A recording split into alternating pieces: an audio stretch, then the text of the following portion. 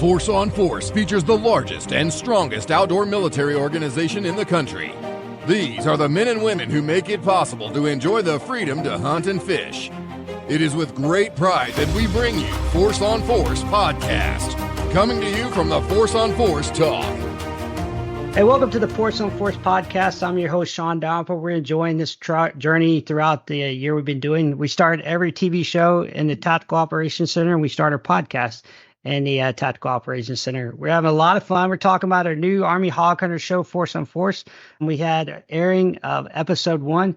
This week, we got a really awesome guest, someone who's been a part of our hunting shows, from a competitor to someone who provided our weapon that we gave away to our winning champions, and that's Dawn Rose, the Shooting Diva. She's also on season 1. You guys watched the episode last night, and she's not new to shooting and hunting out there. I think she brings a very unique perspective. How you doing, Dawn? I'm doing great, Shawn. Thank you for having me here.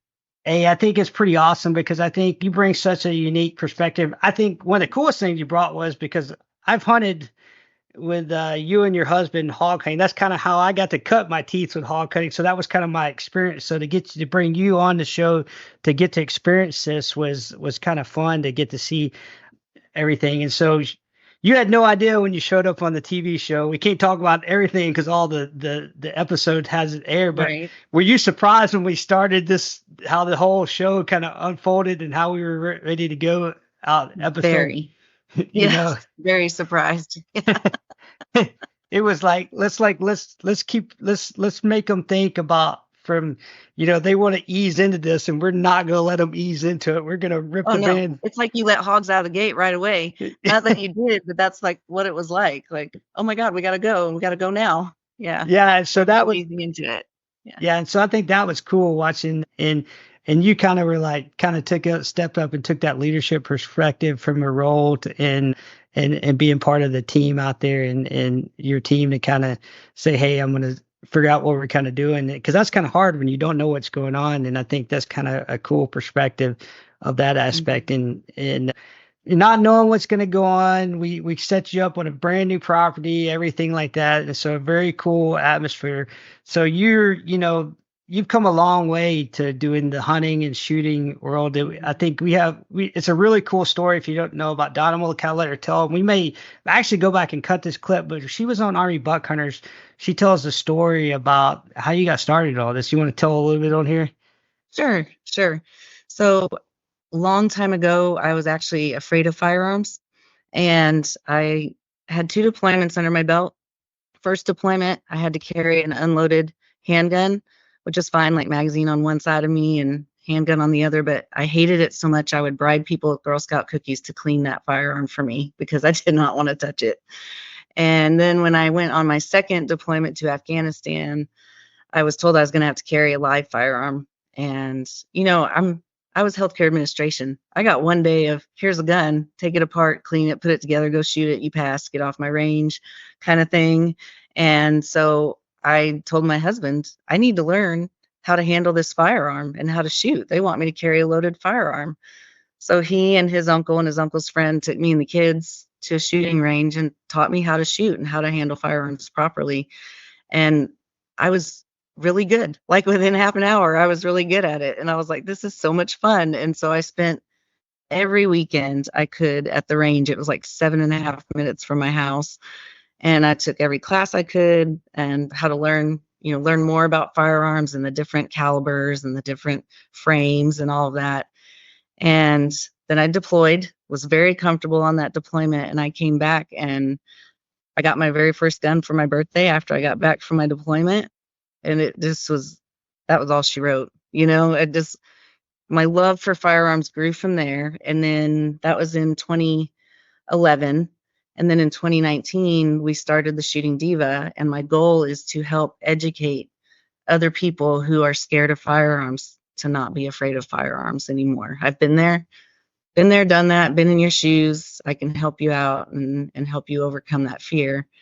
And from that, I've even grown into the hunting, like you said, right? So I'm now using shotgun platforms, AR, the rifle platforms, to go hunting, and I've really gotten into it. And it's a whole lot of fun, especially when you go with a group of people that you like and you get along with. And we just have a really good time with it. I would definitely say that's kind of important. I think we, especially in the industry, we see so many females out there that are into it now. And I think that's so important because, I mean, growing the sport of hunting is such a big deal, outdoors, firearms, and everything, because they talk about every year that it's getting smaller and smaller. But you guys are doing your part by growing it from a female perspective. And how important is that to you, and how big a role have you kind of taken in that? It's extremely important to me. I know, you and I've had conversations before about how we like to see people like us, right, doing the things we like to do. And so I think getting out there and doing shows like Buck Hunters and Hog Hunters and participating in A Girl and a Gun, I'm putting myself out there so that people like me can see people like me, and they can say, hey, I can do that too. It's not just a sport for the guys. The girls can do it too. The women can do it too. And hopefully, I'm an ambassador for women in the shooting sports and the hunting sports. And hopefully I inspire some ladies to get out here and just do it. I think that's important because I say this all the time. I mean, it doesn't matter whether it's hunting or it's fishing. The animal or they don't know. Yeah, they don't know if you're male or female, right? They don't care either. They don't care, and so it's the same for everybody out there. And so to be out there and have the ability to do that, so much fun. I think that's why it's opened up so many people, because to being able to enjoy it and for what it is, it's just kind of rewarding. And so you kind of being so forefront, that's why it's kind of cool to have you saw that with the first episode of last week's show, that you were ready to kind of take that lead, and we're going to try to figure out what we're going to do and kind of shoot. Sometimes though, that's not always the case in our show. Like, you don't want to kind of be the one to put out, but that shows a lot of courage on your part, I think, because you put yourself out there, and a lot of people would be afraid to put themselves out there. And because when they put that camera on you, the best shoot is different. You can shoot I tell people, you could maybe shoot be the best shooter in the world, but the minute they put that camera on you and you start, the world gets really, really small, does it not? It seems like. Oh, it does. It's like math in public. I'm really good at math, but when you ask me to calculate a tip in front of somebody, I lose my mind. Like, it's kind of the same thing. You can be a great shooter, but that camera goes on and that's it. And you only get that one shot, that one chance. And we're trying to replicate, so people kind of understand, we're trying to replicate two hunting scenarios, but we're also trying to replicate the stress of being downrange. And that stress downrange comes in multiple different scenarios. For me, it was, being on the field, being out there commanding troops, calling in fire, doing. For you, I know you talk about, in that episode, you talk about the actual, your worst day on deployment and being there in Afghanistan, and how you basically, remember, you doubled or almost tripled the size of the hospital that day. And so, like, stress for us downrange comes in multiple different scenarios. And that's what we're trying to replicate by doing that. And that's what kind of shows in your leadership skills, that you're willing to put yourself out there, even if it means failing or not looking, and I think that's what, for all of us, whether it's male or female, Army, Navy, Air Force, that's what separates us apart from everybody else. We're willing to take that risk, step outside that box, and kind of show that. And that was kind of cool to kind of see that you stepped out and kind of step outside when you got a bunch of other guys that are kind of scared. They're like, I don't want to kind of put myself out there yet, right? They're like, because they all know me. They all know me well enough to know that even though that I'm not out there leading the show, that they know that I'm working behind the scenes, that they've got something planned. I mean, they know something, but you're like, I'll just throw it at me. Let it, we'll throw it out there and see how it sticks. So it was. And I'm a big proponent of, you learn from your failure anyway. Right. And so, and so that moment, we, in the show where I was picked first to shoot, in my mind, I was like, oh my God, oh my goodness. But you live and you learn, and that actually helped me for the future competitions, the shooting matches and stuff that came up. So it was good. It is. And so Not just that, but we put you guys right out there hunting right away. That's something we'd never done either. You did, yeah. You guys, I don't think you guys were kind of expecting to go hunting right away, were you? No, we weren't. Not at all. It was like, okay, first match is done. Now here you go. Here's your assignments. Go ahead and go. We were like, what? Yeah, we're gonna go hunting. Like we're gonna put some hogs down, which kind of sets a tone for the show to the viewers. You kind of see that from the first episode. This show is all about war on hogs. I mean, I've been down there with you guys in South Texas. I've even been to some of the property you guys. I've seen the damage those hogs do down there, and it kind of sets the tone for. This show is about killing hogs because they're such an invasive species, and that was kind of putting it out there from the get-go to put you guys out there and be like, hey, deal. But we put you guys out there right away, and you and Randy shoot that hog. Mm-hmm. Talk about how instrumental that drone was to finding that hog. Oh my goodness, you have no idea. Like, I mean, I know you were there. Yeah. So we're sitting in the blind, and we see this hog come out, and that we'd already talked about where to hit, where to shoot at, so we already knew, and we knew it was a big hog, and we would both need to take shot on it, and we did. And first of all, it was really super cool to see the footage of us both hitting the hog in the same spot at the same time. Like, that was just way cool. And then I could hear it running off into the brush, and we see the brush line out there, and you think, oh, it's just right there, because I can hear it. And I can see the brush line. I can hear it like crackling through the thicket. It won't be that bad. That joker like ran way back into that thicket. And it was pitch black by the time we got to get out of the blind to go and find him. So yeah, we had no eyes basically at all. We just had our flashlights, and we were trying to find it with the flashlight, and we just couldn't. So the drone was amazing in order to come up and go overhead and talk us through, okay, straight ahead, go left, and all of that. And if we had not had that drone, we'd have been out there for probably 2 more hours looking for that hog. And the crazy thing was, it was probably maybe like 40 yards from you guys. Mm-hmm. It was not that far, but that's how thick it was in there to be to get in there. Thick. To get in there and find it, to be able to, and from the footage, you go back and I mean, you guys make a perfect shot on that hog. I mean, I don't know that you could. I mean, I was surprised it actually ran as far as it did, because it was pretty much where you want to put that first shot on a hog. Right. Mm-hmm. So sometimes, I mean, they do some strange things when you shoot them and they run, and he was buried up in there. But I know Randy probably thought I was messing with him a while, and because we're trying to get him to turn here and turn there.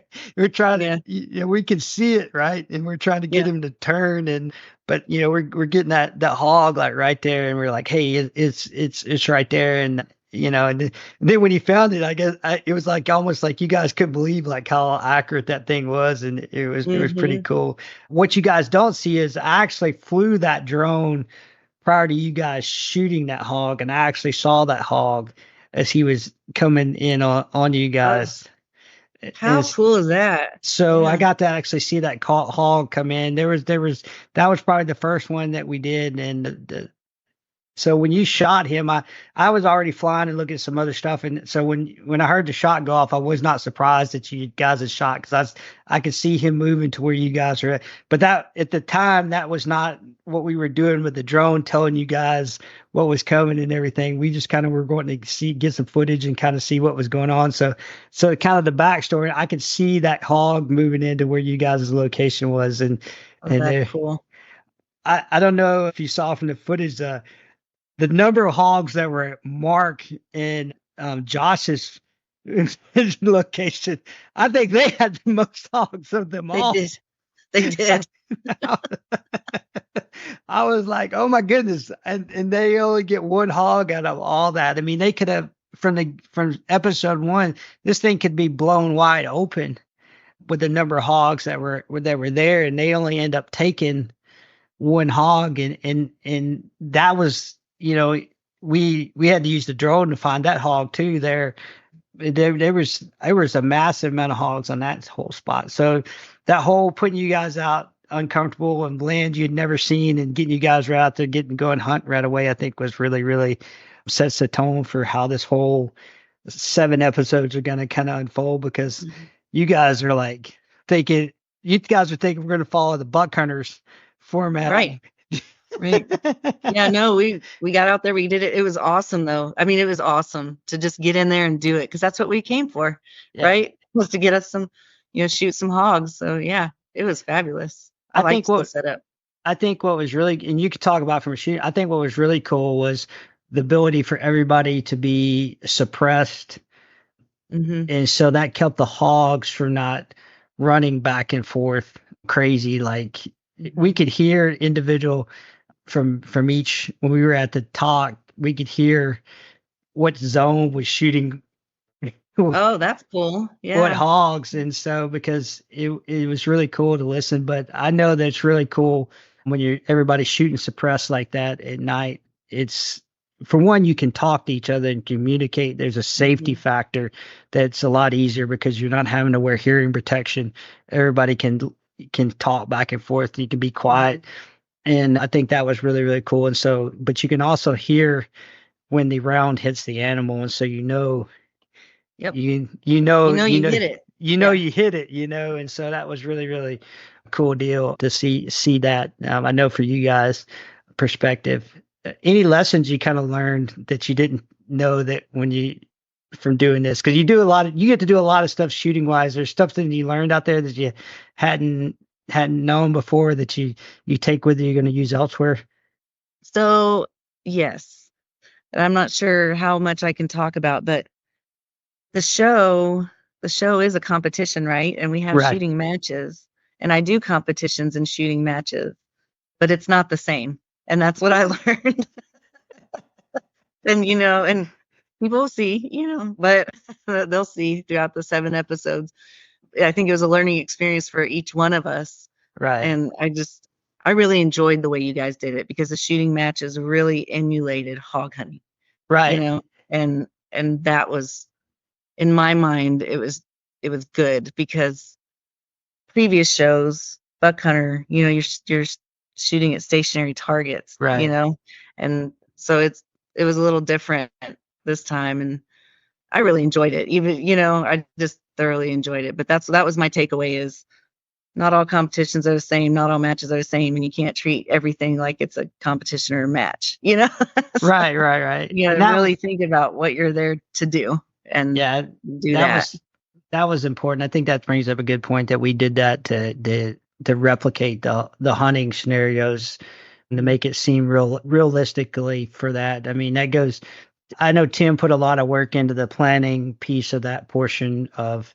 I did a lot of work with the drones planning and piece behind it, but Tim did a lot of work with the matches to figure out how to make them realistic hunting scenarios. That's a really hard thing to replicate. We know this from being in the military. The hardest thing is to replicate what's really going to happen downrange. Right. We just try do your best. Yeah. We do our best to do it. And I think we did a really good job with this one to make it seem very unpredictable for that. And it gives it more of a 3-dimensional look from a competition wise. And I think that's what kind of helps it to this. And what I think is, we're not telling too much, but from your perspective, how did you like the competitions being the shaping operation to the hunting versus it being the main effort? Oh, I thoroughly enjoyed that, actually. It was like, okay, you have to, I'm really not sure how to say it without saying too much, but well, I mean, take the first. Well, you took the first episode. I mean, it was shaping the shooting on the first episode. All it did was give you what zone you were going to pick and who you were hunting with. Right. But you had to earn that right to make that choice. Right. To get those choices. Right. And so Josh earned that right for him and his team to make those choices. And so, I really liked it. I liked that setup. It gives you something to strive for, something to work towards. And the strategy was constantly changing, as each of those matches came up. Like, your brain starts thinking, okay, well, this happens, now I pivot over here, and this happened, I need to pivot my strategy over this way. And I really liked the way that the matches shaped the way we hunted. Yeah. That's just pretty cool. I think that's kind of a takeaway and where we kind of take that way is so people understand and when we do operations, so you have you always have a main effort. And this anything you do in business or whatever, you always have a main effort and and we've amongst our shows we vary with that main effort that we shape and then everything else shapes around that. And this one, we wanted to kind of figure out a way to do it differently. Each one of our shows has a little bit different feel to make it its own unique and how we could kind of make it. So that shaping with the competition really enhanced the portion of setting up that this really is a war on hogs because it's about killing hogs and put as many of them down as it is. So just you personally, I know you're doing a lot of shooting competitions, a lot of training. What's next on the agenda for you?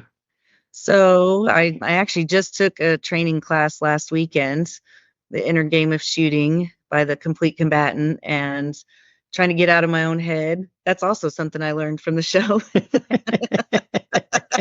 Gotta get out of my own head. So I'm glad I had already signed up for that training. But next on the agenda at the end of September, early October, I'm headed to Missouri to do Fall Fest, which is a Girl in the Gun 3-gun competition match.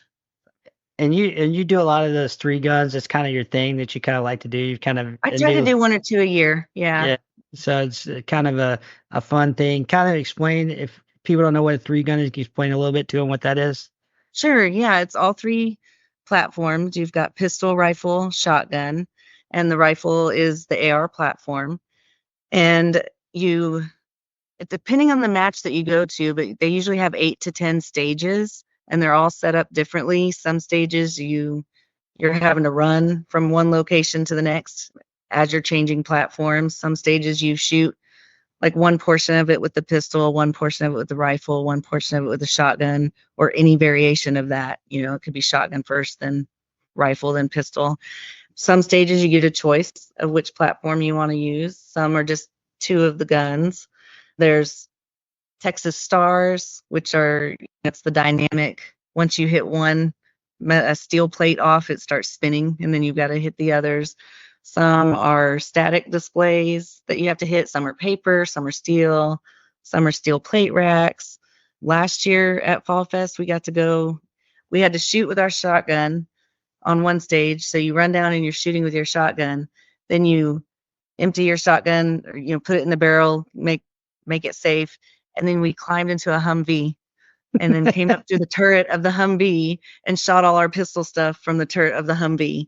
And so, there's obstacles, there's props, it's a lot of fun to be had. And it's really makes you think mentally, like, how am I going to approach this, this stage, to get through it safely and responsibly and have a lot of fun at the same time. So that's kind of what multi-gun is about. We call it 3-gun. It's really multi-gun, but we use 3 guns. So that's why we kind of interchange them. Well, I know it's a lot of fun. I know you love doing it, being an ambassador for women out there and what you do. I think that's really a cool perspective to get as many people as we can into shooting, hunting, outdoors, because it's not just about, it's the people you meet across. That's really important. And I know that it's not just going to Missouri competing, but it'd be the time you have there and to get to share the experiences. I'm sure that's a huge part of what you enjoy getting to go do is all that. And I think that's absolutely, that's what people ask us why we kind of do, people don't understand, well, why would you want to go do it? Well, it's because it's not just about, it's the camaraderie, it's the things, it's the challenging yourself and then the people you meet are some pretty cool people along the way. And so I always say this, I never really want to ever shoot against a woman anyways, because most of the time they're usually a better shooter because and this is usually a true deal when we were training in the military, because they usually had a lower heart rate, and because they had a lower heart rate, they could control their breathing better. And they was in a much when they were pulling the trigger, they weren't jumping all over the place. And I always said this, they usually didn't have any bad habits. Like every guy out there who thinks he knows what he's doing, they were willing to listen. That's more true than you know. I mean, Right. that's what it is. So I would just tell you, if you're out there thinking, a lot of times you don't want to shoot against some of the women out there, because they'll put you in your place really, really quick, because and typically they have just a softer trigger squeeze. And guys are really like, they're masculine, want to grab things, and it's that softer trigger squeeze. And so those things that come into play, and you guys do that really well. And we just thinking we're really mechanical about it. When you guys are, more gentle about it, and those things work to your favor. And so that's where I think that's what you guys bring to the sport, that we need to learn probably more from you sometimes, that we have to be more open about it.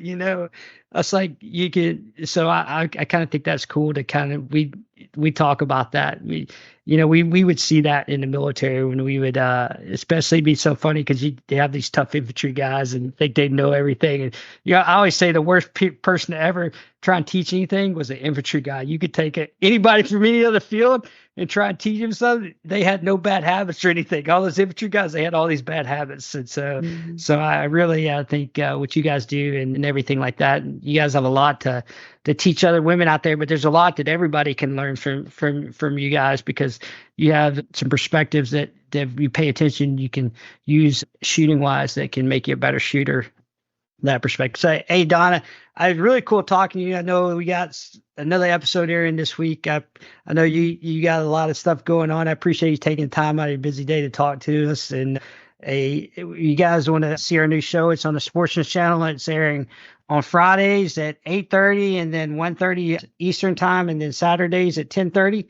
And if you want to know more about Army bass slingers, buck hunters, hog hunters, duck hunters, or redfish, go to forceonforcetv.com. We appreciate you guys, and thanks for being with me, Don. Whoa. Thank you so much for having me. Huh? Thanks for listening to the Force on Force podcast. Join us next time as we dive into more topics from the Force on Force Talk. For more information or to learn how to join the organization, visit our website at forceonforcetv.com.